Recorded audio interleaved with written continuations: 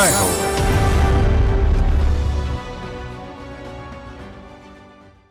స్వాభిమానం, పట్టుదల, అంకిత భావం, కష్టించే తత్వం ఈ లక్షణాలన్నీ కలబోసిన ఆ వ్యక్తి ప్రకాశం జిల్లా ఊళ్లపాలెం వాసి ఉదయకృష్ణారెడ్డి. కష్టపడి కానిస్టేబుల్ కొలువు సంపాదించారు. కానీ ఓ పై అధికారి పదే పదే అవమానించేవారు. అక్కడ ఇమడలేని ఉదయకృష్ణ ఉద్యోగం వదులుకున్నారు. ఛాలెంజ్ చేసి ఐపీఎస్కు ఎంపికై సగర్వంగా తిరిగి వచ్చారు. ప్రభుత్వ పాఠశాలల్లో చదివితే సివిల్ సర్వీస్కు వెళ్లలేమన్న అపోహలను తుడిచివేశారు.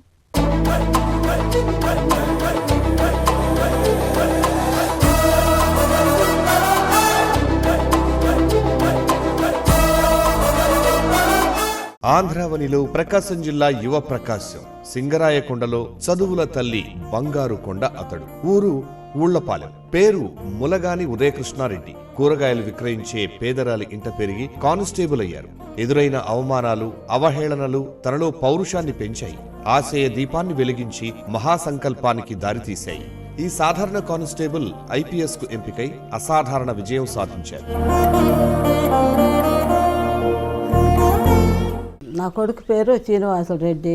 ఆ అబ్బాయికి పెళ్లి చేశాను. పెళ్లి చేసినాక అబ్బాయికి 2 మగ పిల్లలు. తల్లి చచ్చిపోయింది. పిల్లోడికి ఏమంటే 5 సంవత్సరాలు, ఒక అబ్బాయికి ఏమంటే 3.5 సంవత్సరం.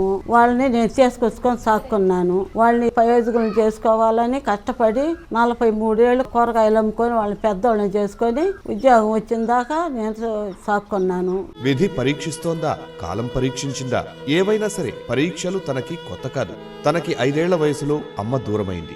17 ఏళ్ల వయసులో నాన్న చనిపోయారు. అలాంటి కష్టకాలంలో ఉదయకృష్ణ నాయనమ్మ రమణమ్మ చెంత పేదరికం నీడలో పెరిగారు. ఆమెని ఎక్కువగా కష్టపెట్టడం ఇష్టం లేక తన చదువుకు, సోదరుడు వినయ్ చదువుకు తనే కష్టపడి కొంత సంపాదించేవారు.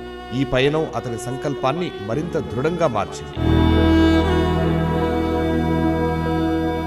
నేను ఎప్పుడు కూడా తల్లి లేని లోటును మాత్రం ఎప్పుడు ఫీల్ అవ్వలేదు. సో ఎందుకంటే మా నాయనమ్మ అంతా ప్రేమని మాకు పంచింది. ఆహారం, చదువు, క్రమశిక్షణ విషయంకి వచ్చినా కానీ ఆమె చాలా పర్యవేక్షణ తీసుకుంది. మా నాన్నగారి ప్రోద్బలం, ఊర్లో ఉన్నటువంటి జనార్దన్ సారు, మా కాలేజీలో ఎంఎన్ రవికుమార్ సారు, వీరందరి ప్రోద్బలంతో నేను ఉన్నత విద్యకి వెళ్లేదానికి ఆమె అంగీకరించింది. ఆమె ఇప్పుడు ఇంకా 10 మందికి చదువుకోమని చెప్పి చెప్పడం అనేటువంటిది జరుగుతుంది. ఆర్థిక సమస్యలు చుట్టుముట్టినా బెదిరిపోలేదు. ఉదయకృష్ణ విద్యలో ప్రతిభ చూపారు. జిల్లా పరిషత్ హై స్కూల్లో చదివారు. బైపీసీతో ఇంటర్ పూర్తయింది. అప్పుడే మెడికల్ ల్యాబ్ టెక్నాలజీ కోర్స్ చేశారు. తర్వాత కావలిలో ల్యాబ్ టెక్నీషియన్ గా కొంతకాలం పనిచేశారు. చదువు మాత్రం నిలిపివేయలేదు. తర్వాత BA ఇంగ్లీష్ చేశారు. మొదటి నుంచి కూడా మాది పేద కుటుంబం. మా నాయనమ్మ కూరగాయలు అమ్ముతూ మమ్మల్ని పోషిస్తూ ఆర్థికపరమైనటువంటి ఇబ్బందుల్ని అధిగమించడం అనేది జరిగింది. సో మా నాన్నగారు కూడా లారీ డ్రైవర్గా చేసేటువంటి వాళ్ళు. నేను డిగ్రీ 2nd ఇయర్ మా నాన్నగారు చనిపోవడంతో అప్పటికి మా నాయనమ్మ వయసు మీరటంతో ఆర్థికంగా ఇబ్బందులు అనేటువంటివి ఉన్నాయి. వాటిని అధిగమించడం కోసం నేను న్యూస్ పేపర్ బాయ్గా పనిచేశాను. సుధీర్ డయాబెటీస్ సెంటర్ అనే ఒక హాస్పిటల్ ఉండేది. ఆ ల్యాబ్ టెక్నీషియన్ గా పనిచేస్తూ ఆర్థిక పరమైనటువంటి ఇబ్బందులు నేను అధిగమించాను. 2013లో ఉదయకృష్ణ గుడ్లూరులో పోలీస్ కానిస్టేబుల్ గా చేరారు. తర్వాత రామాయపట్నం కోస్టల్ సెక్యూరిటీ విభాగానికి మారారు. కానీ 2018లో ఒక సీనియర్ పోలీస్ అధికారి సాటి పోలీసుల ఎదుట ఉద్దేశపూర్వకంగా అవమానించారు. భరించలేక, ఇమడలేక రాజీనామా చేశారు.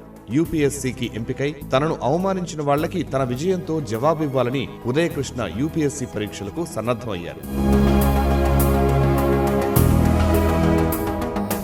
ఈ పోలీస్ కానిస్టేబుల్ జాబ్లో ఉన్నప్పుడు గ్రౌండ్ లెవెల్లో ఉన్నటువంటి వాళ్ళని కొంతమంది ఉన్నతాధికారులు కూడా చులకనగా చూడటం అనేటువంటి జరుగుతుంది. చులకనగా మాట్లాడటం, వ్యక్తిగతంగా టార్గెట్ చేయడం అనేటువంటి జరిగింది. వాళ్ళ యొక్క ఉద్దేశం ఏంటంటే మన ఆత్మస్థైర్యాన్ని దెబ్బతీయటం, సివిల్ సర్వీసెస్ ప్రిపరేషన్ చేయకుండా ఆపేయటం అనేటువంటి ఉద్దేశంతో ఆ విధంగా చేయటం అనేటువంటి జరిగేది. 2018లో ఆగస్టులో 60 మంది పోలీసుల ముందు నన్ను ఇన్సల్ట్గా మాట్లాడటం అనేటువంటి జరిగింది. చాలా బాధపడ్డాను. ఆ రోజే రిజిగ్నేషన్ ఇచ్చేసి వచ్చేసాను. నేను ఎలాగైనా సివిల్ సాధించాలనేటువంటి కసిని నేను బిల్డ్ చేసుకున్నాను. మన విజయమే మనల్ని అవమానించిన వాళ్ళకి సమాధానంగా ఉండాలి అని చెప్పి నేను బిలీవ్ చేశాను. ఉదయకృష్ణ సివిల్ సర్వీసులకు బాట వేసుకున్నారు. అదేమీ పూలబాట కాదు. ఆశయ సాఫల్యానికి 3 పర్యాయాలు కృషి సాగిస్తే వైఫల్యం వెక్కిరించింది. 2023లో 780 ర్యాంకు సాధించి ఇండియన్ రైల్వే మేనేజ్మెంట్ సర్వీస్ లో చేరారు. పైన అక్కడితో ఆగలేదు. 2024లో ఓ విక్రమార్క ప్రయత్నం చేశారు. ఈసారి కృషి వృధా కాలేదు. తనకి 350వ ర్యాంకు వచ్చింది. అలా ఉదయకృష్ణ ఐపీఎస్ లో చేరాలన్న తన కలను నిజం చేసుకున్నారు.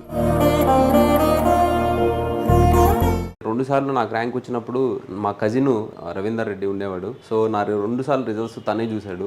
ఇదే రూమ్లో ఇక్కడే చూశారు. సో ఫస్ట్ టైం ర్యాంక్ వచ్చినప్పుడు ఐ వాజ్ ఎక్స్పెక్టింగ్ నాకు ఇంకా మంచి ర్యాంక్ వస్తుందని ఎక్స్పెక్ట్ చేశాను. ఖచ్చితంగా ర్యాంక్ అయితే వస్తుంది, ఆ ర్యాంక్ ఇంకా మంచి ర్యాంక్ వస్తుంది అనుకున్నాను. కానీ అది 780 వచ్చింది. ఇమీడియట్ నెక్స్ట్ ప్రిలిమ్స్ ఏ డేట్న ఉందనేటువంటి చూసుకున్నాను. తర్వాత 2024 అటెంప్ట్కి ర్యాంక్ వచ్చినప్పుడు మాత్రం చాలా పట్టలేనంత ఆనందం అనేటువంటిది ఉండింది. ఉదయకృష్ణది ఒంటరి పయనం కాదు.